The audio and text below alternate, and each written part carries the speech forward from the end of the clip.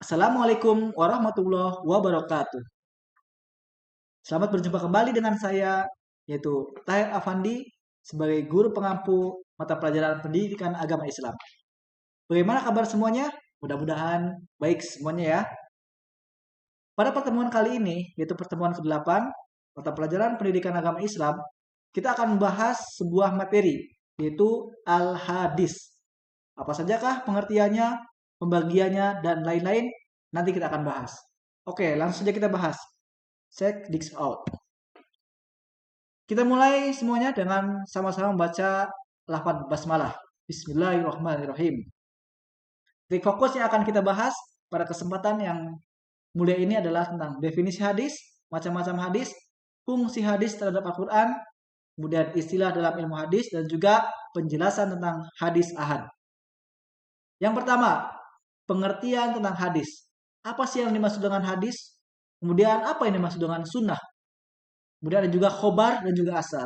Kita fokus pada dua pengertian. Yang pertama tentang sunnah. Apa itu sunnah? Sunnah adalah semua yang bersumber dari Nabi Muhammad SAW, baik perkataan, perbuatan, takrir, tabiat, budi pekerti, atau perjalanan hidupnya.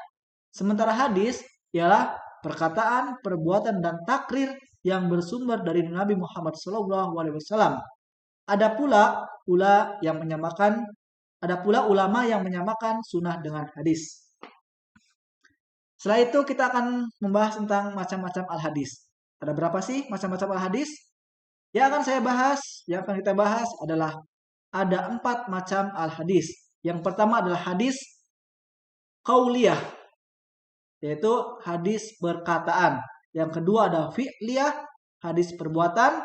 Ada hadis takririyah atau ketetapan, dan hadis hamimiyah atau cita-cita. Kalau qauliyah kita sudah paham ya, adalah ucapan atau perkataan Nabi Muhammad. Perbuatan juga sudah paham. Apa itu? Itu semua yang dilakukan oleh Rasulullah SAW. Nah, kalau takririyah itu apa? Takririyah adalah ketetapan Nabi SAW terhadap apa yang dilakukan atau diucapkan oleh para sahabat. Lalu hamimiyah adalah cita-cita. Apa itu? Yaitu hadis yang menyebutkan keinginan Nabi Muhammad SAW yang belum terrealisasikan. Seperti halnya keinginan untuk berpuasa pada 19 Asyura.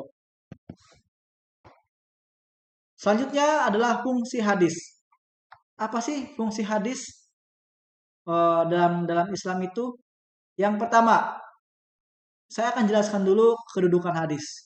Tahu bahwa hadis adalah sumber hukum kedua Islam setelah Al-Quran, yang pasti semua umat Islam akan mengakui ini.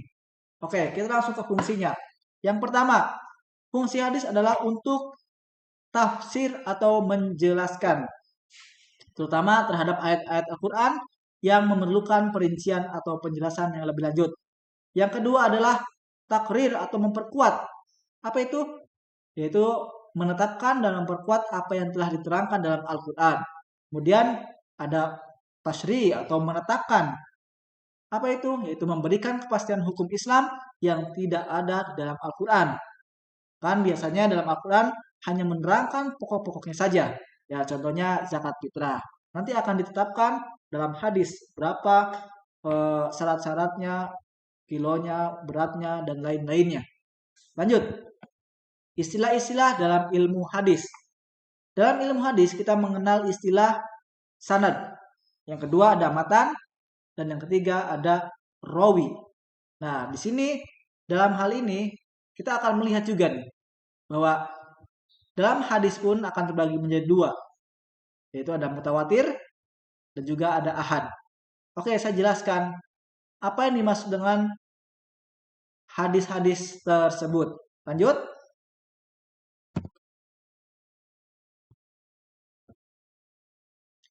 Di sini ada istilah dalam hadis yang telah saya sampaikan tadi.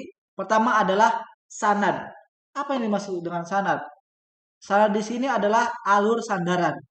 Jadi orang-orang yang akan menjadi sandaran garis-garisnya dalam menyampaikan hadis-hadis yang telah diriwayatkan oleh Rasulullah SAW. Dari siapa, dan itulah yang disebut dengan sanad. Kalau matan itu apa? Matan adalah konten atau isi hadisnya. Kemudian selanjutnya adalah riwayat atau periwayat rawi. Adalah orang yang meriwayatkannya.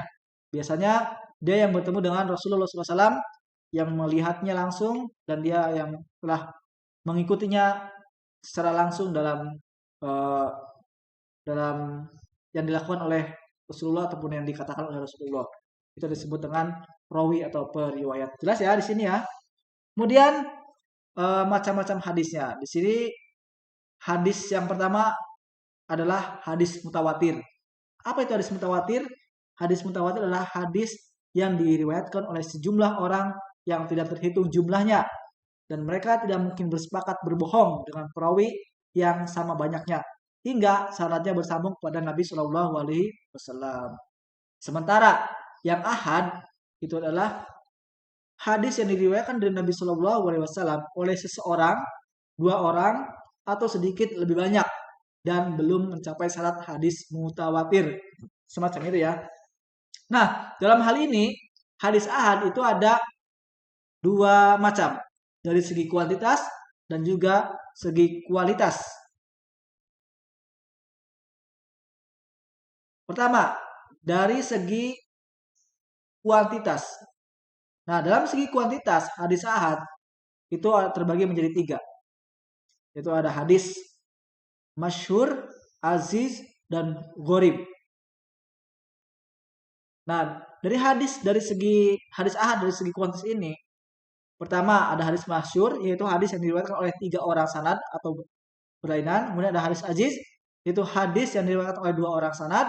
Yang ketiga adalah hadis gharib, yaitu hadis yang diriwayatkan oleh 1 orang, tidak ada yang lainnya.